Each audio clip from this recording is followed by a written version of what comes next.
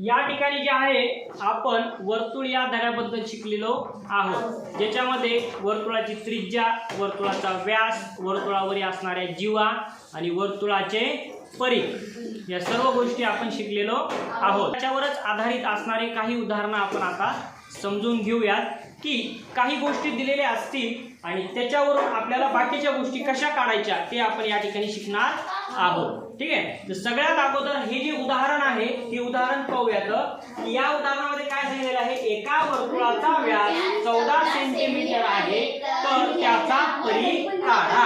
म्हणजे काय की या ठिकाणी जे आहे आपल्याला सगळ्यात महत्त्वाचं काय दिलेलं आहे आणि काय काढायचं आहे ते आपल्या लक्षात आलं पाहिजे। तर सगळ्यात अगोदर आपल्याला याचं उत्तर लिहित असताना आपल्याला दिलेला आहे त्याचा व्यास, बरोबर आहे। या ठिकाणी लिहायचं व्यास बरोबर, ठीक आहे, व्यास बरोबर 14 सेंटीमीटर। ठीक आहे, व्यास हा 14 सेंटीमीटर आहे आणि त्याचबरोबर आपल्याला काय काढायचं आहे, परिघ काढायचा आहे। काय काढायचं आहे, परिघ काढायचा आहे। परिघ बरोबर किती हे आपल्याला काढायचं आहे। तर मग या ठिकाणी त्याचं सूत्र लिहावं लागेल। काय लिहावं लागेल, सूत्र। मग आपण सूत्र पाहिलेलं आहे, परिघाचं सूत्र आहे परिघ बरोबर पाय डी। या ठिकाणी हा जो छोटा डी आहे, स्मॉल डी आहे, तो काय दर्शवतो, व्यास दर्शवतो, बरोबर आहे। हा जो डी आहे तो काय दर्शवतो, व्यास दर्शवतो। आणि या पायची किंमत आपल्याला माहिती आहे 22/7, बरोबर आहे। या ठिकाणी बघा आपल्याला परिघ काढायचा आहे, त्याचबरोबर आपल्याला त्याच्या समोरच्या बाजू आपल्याला सर्व माहिती आहे। आपल्याला पायची किंमत माहिती आहे, आपल्याला व्यासाची किंमत माहिती आहे।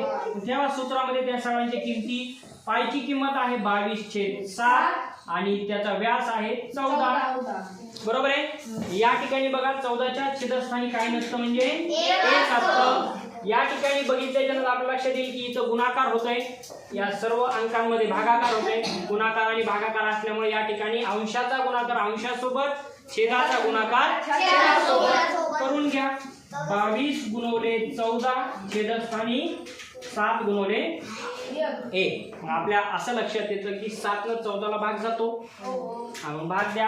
7 × 1 7, 7 × 2 14, या ठिकाणी 22 × 2 44। ठीक आहे, 22 × 2 बरोबर 44। मला सांगा या ठिकाणी व्यासाचं एकक काय आहे, सेंटीमीटर। तुमचा जो येणारा परिघ आहे तो सुद्धा कशात येईल, सेंटीमीटर मध्येच येणार।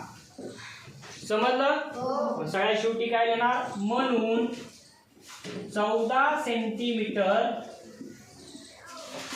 व्यास असणाऱ्या